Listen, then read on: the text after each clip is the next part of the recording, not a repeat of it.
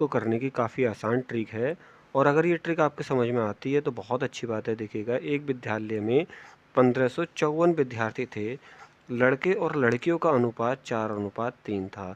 तो boys and girls का जो अनुपात था वो 4:3 था और टोटल स्टूडेंट उस क्लास में कितने थे? 1554। अब यहाँ से लड़के और लड़कियों की संख्या आप अलग अलग निकाल लेंगे। इट मीन्स 4 और 3 का टोटल करके यानी कि 7 आएगा इन दोनों को जोड़ करके। इस 7 से इसको अगर हम डिवाइड करते हैं तो 7 दूनी 14, 7 दूनी 14 कितना आता है? 222 आएगा। तो 222 से आप इधर मल्टीप्लाई करेंगे और 222 से ही आप इधर मल्टीप्लाई करेंगे। 3 दूनी 6, 3 दूनी 6, 3 दूनी यानी कि 666 तो लड़कियाँ थीं।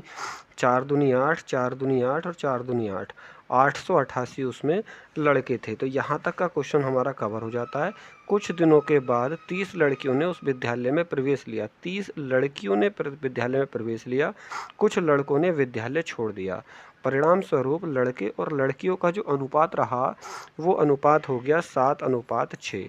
ठीक है, तो लड़कों के छोड़ने की संख्या हमें बतानी है, यानी कि 888 में से x को माइनस कर दिया, यानी कि x लड़कों ने छोड़ दिया और 666 में 30 लड़कियां और आ जाती हैं। इस तरीके से इनका अनुपात बना देंगे हम 7/6 और इसको हम सॉल्व कर लेंगे क्रॉस मल्टीप्लाई करके। हमारा आंसर आ जाएगा, यानी कि इसमें 6 से मल्टीप्लाई करेंगे तो 6x हो जाएगा। 6 अट्ठे यानी कि ये हो जाएगा इस तरीके से 888 मल्टीप्लाई बाई 6 इक्वल टू कितना हो जाएगा?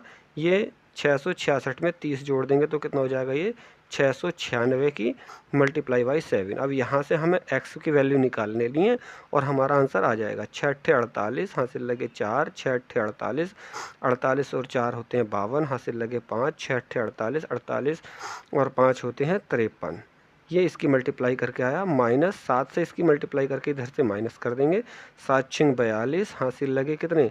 4, 7 नीम 63, 63 और 4 67, हासिल लगे 6 और 7 छिंग 42, 7 छिंग 42, 42 और 6 कितने होते हैं? 48। ठीक है, अब ये 48 हो गए इक्वल टू 6x। अब इसमें से माइनस करेंगे।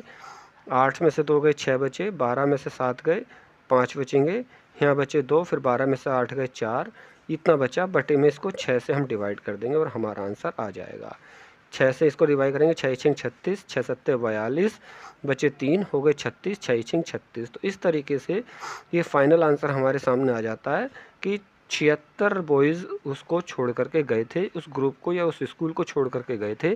तो इस टाइप का इतना बड़ा क्वेश्चन हमने बहुत आसानी से समझ लिया। अगर इसकी आप प्रैक्टिस करते हैं तो इस क्वेश्चन को विद इन ए मिनट में आप कैलकुलेट कर सकते हो।